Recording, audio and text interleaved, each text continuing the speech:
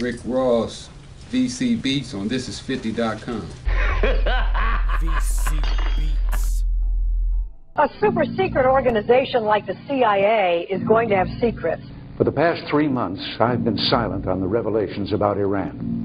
And you must have been thinking, well, why doesn't he tell us what's happening? He was a 1980s drug lord who became a multi-millionaire urban legend in Los Angeles. Did they simply choose to ignore it?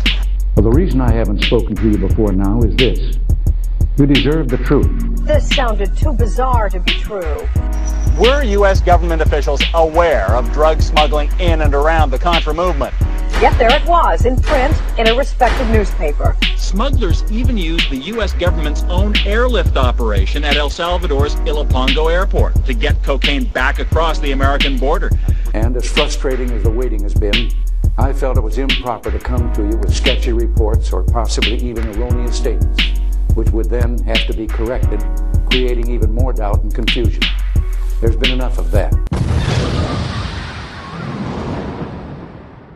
All right, Rick Ross, I want to thank you for joining us for this exclusive interview.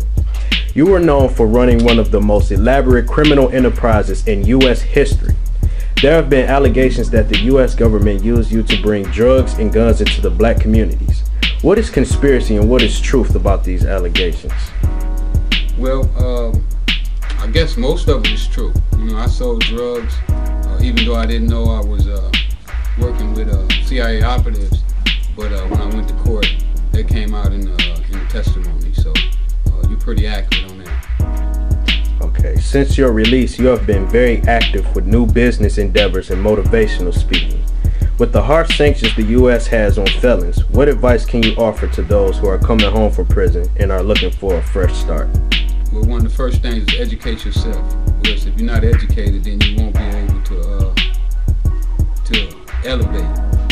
What I did while I was in prison, I read over 300 books.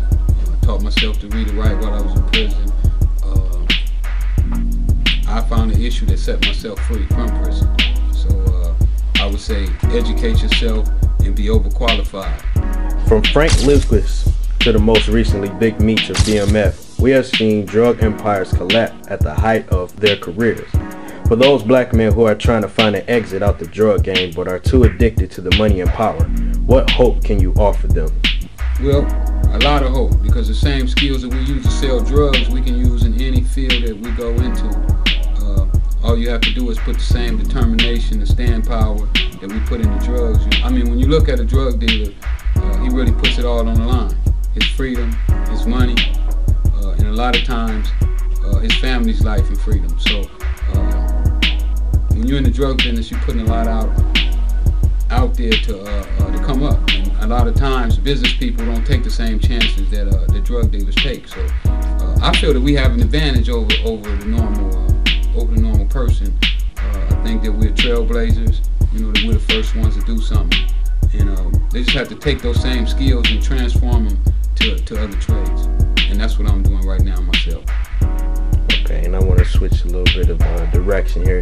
If you could add or take away one thing from the music industry, what would it be? Vacant. Care to elaborate on that a little? Well, I think that it's almost criminal for dudes to be on wax promoting drugs and violence if they've never been there. You know, talking about going to jail, talking about selling drugs and doing things that they've never done. I think that's really the same thing that I did. Because what I did is I told a dude to take some drugs and give them to somebody else. So if you're on wax telling them to go and sell drugs, then to me, that's the same thing. Rick Ross, I want to thank you for your time, and we appreciate you in this VCBEATS on THISIS50.com exclusive. Thank you for doing it. FreewayEnterprise.com. Check us out.